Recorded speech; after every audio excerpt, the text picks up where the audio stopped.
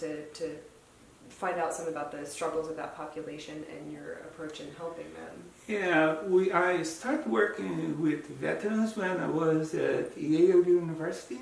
I was doing my residence there, and it was also a very important time. This was more than 25 years ago, getting close to 30 years ago, and was when I just came from Brazil. And at that time was when post-traumatic stress disorder was being really studied, defined, and that was very important because that shows how much the environment can change someone, how much the environment can change the brain. Sure. And since then, of course, PTSD, post-traumatic stress disorder, has been one of the areas that I have been studying and helping many people. And I decided, working at that time, I was able to go to Germany, for example, for 5 months, helping start a program on the outpatient level to treat the veterans that were coming from Iraq and Afghanistan from the war, and also assessing the ones that would come and not necessarily showing symptoms, but to be sure that they were doing okay. Yeah, that was a very neat experience too.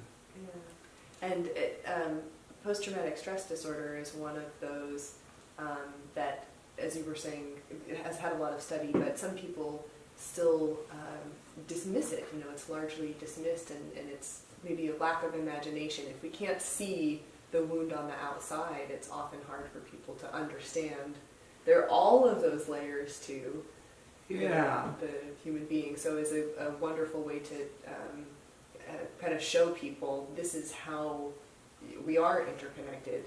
That we are. Yeah. And the other thing is, post-traumatic stress disorder is a good example because now we have a lot of studies in, for example, during the Second War, mostly done in post-traumatic disorders in Jewish population, and in Jewish, and what happened is many of the siblings that were on the second or third generation of those people that were very traumatized in concentration camps, for example, they developed PTSD. And that was quite interesting. How come someone that does not have a trauma is developing symptoms of PTSD? And studying the genetics, this now is a big area in science that we call epigenetics.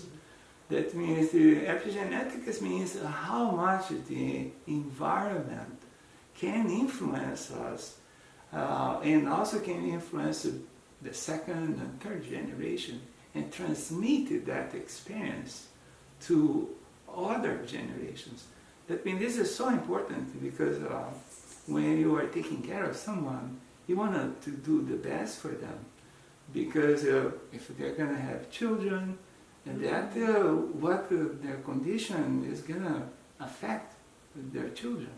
And in postpartum depression, for example, is essential that you treat depression, because there's a lot of research showing that the child born from a mother suffering postpartum depression or depression before, during the pregnancy, will be not doing as well or carry some problems related with that period of depression that the mother had. Wow. So a real connection between what's going on at an emotional level and then what's happening at the physical level. And that's just talking about emotional level and how the brain works. Wow, that's really neat too. Not talking about, for example, a mother that is using drugs or other things that can affect you, and that was being more on the biological side. Right, but this is on the emotional side. Wow.